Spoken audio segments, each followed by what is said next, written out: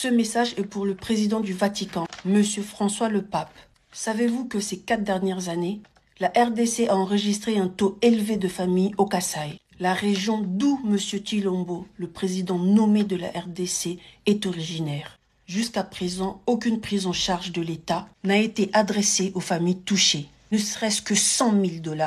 En RDC, nous avons enregistré encore des milliers de morts, du massacre et des viols à l'est du pays, au profit de la balkanisation et pour l'intérêt des Occidentaux et du Vatican. Les familles congolaises sont déportées et jusqu'aujourd'hui, aucune prise en charge de l'État n'a été adressée aux survivants et aux familles des victimes. Ils vivent en RDC dans des camps de réfugiés dans leur propre pays et même pas 100 000 $ n'a été dressé pour leur cause.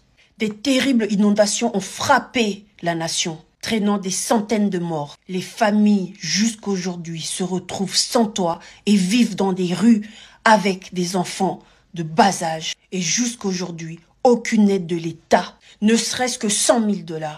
En RDC, les malades ne sont pas pris en charge en urgence, sans payer une caution de 300 $, sachant que les Congolais vivent avec une moyenne de 1 $ par jour. Pour être transfusé, il faut un acompte de 150 $ par poche de sang et ramener 2 donneurs. Et jusqu'aujourd'hui, les familles ne reçoivent aucune aide de l'État, ne serait-ce que 100 000 $.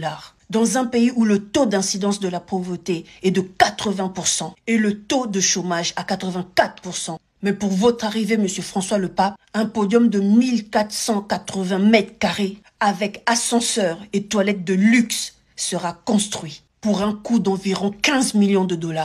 Sachant que 60% des Congolais n'utilisent même pas des toilettes turques pour leurs besoins physiologiques. Les travaux sur votre chemin aéroport-hôtel a entraîné des démolitions des commerces et des expropriations de terres pour pouvoir décorer l'environnement à votre goût, à votre hauteur. Le prix de tous ces travaux pour vous accueillir sont estimés à plus de 70 millions de $.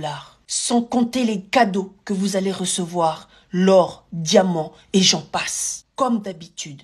Mes questions sont, pensez-vous que votre venue en RDC aide le peuple congolais? Pensez-vous que l'État congolais doit prioriser les dépenses de plus de 70 millions de $ pour votre séjour de 4 jours que la vie des Congolais?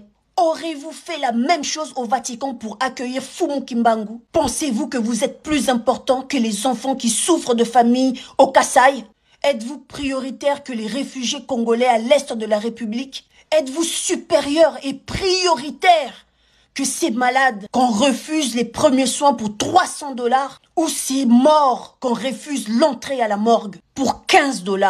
L'Église catholique porte un lourd fardeau des viols des sœurs africains au Vatican et de pédophilie des prêtres occidentaux en Afrique. Et voulez-vous toujours venir en RDC au détriment de souffrances, des pleurs et de la vie des Congolais? Bienvenue au Congo, Monsieur le Pape.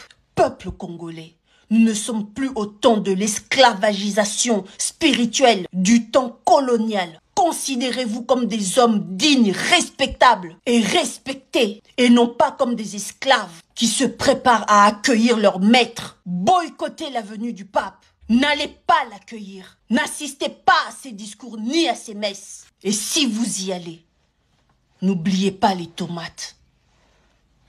Kimbangwaza Nanzela.